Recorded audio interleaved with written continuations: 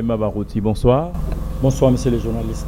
Vous êtes cadre au sein de l'UDPS. Alors, dites-nous concrètement le problème qui se passe au sein de votre parti avec la suspension de votre porte-parole, Paul Tshilombo. Alors, est-ce que avez-vous référé, êtes-vous référé au statut du parti avant sa suspension, parce qu'il y a beaucoup de choses, beaucoup de questionnements, tant d'épilogues en cours de route par rapport à ces dossiers? Oui, et ce que j'aimerais informer l'opinion ici est que la suspension de toute organisation est prévue, parce que si vous avez besoin de marcher ensemble dans l'ordre, vous devez avoir des lois qui vous lient. Moi, je pense qu'il y a eu la décision de l'exécutif du parti qui n'a pas voulu que nous puissions émettre nos avis par rapport au dossier président Vitali Kamere à la justice.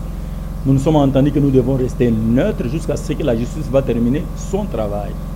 Et Paul Tshilombo étant porte-parole, il ne peut pas parler de sa propre parole parce qu'il porte la parole des gens. Mais lui n'a pas porté la parole de l'exécutif. Il a parlé de lui-même. Et tout porte-parole qui parle en son nom, il mérite que des suspensions. Je crois à l'heure où nous sommes, ce que je peux lui conseiller, c'est d'obtempérer, parce que nous sommes dans un parti politique où nous prenons un état de droit. Si nous voulons que cet état de droit soit réellement une vie, nous devons accepter nous-mêmes d'abord d'être ligotés par la loi et non pas à nous de ligoter cette même loi. Cette même loi, est-ce que ce n'est pas de l'acharnement contre sa personne?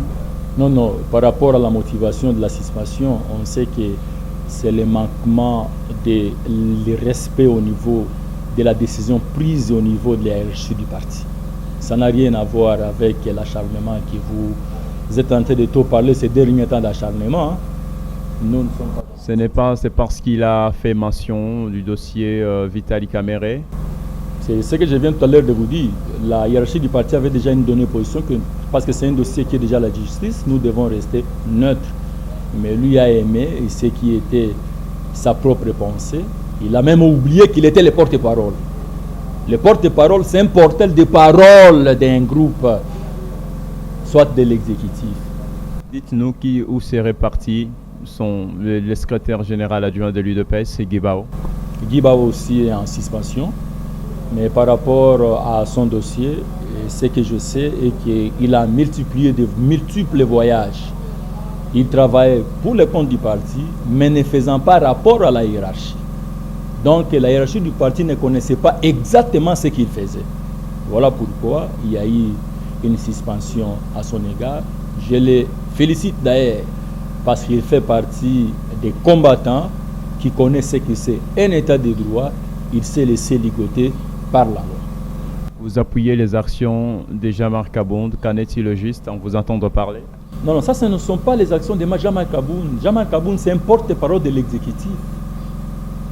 À l'exécutif du parti, nous discutons sur un dossier. Maintenant, ce que nous allons prendre comme décision, c'est Jean-Marc Abound maintenant qui va les rendre publics. Donc, c'est ma décision aussi. Par là, je peux vous parler des principes d'un gouvernement. Il y a la collégialité de la décision, il y a la responsabilité de la décision et il y a aussi la solidarité de la décision. Donc nous sommes solidaires, c'est ma décision aussi. Il ne faut pas dire que c'est la décision de Jean-Marc Abound. Là, vous allez faire de Jean-Marc Abound dictateur. Merci. C'est moi qui vous remercie. Merci beaucoup, monsieur le journaliste.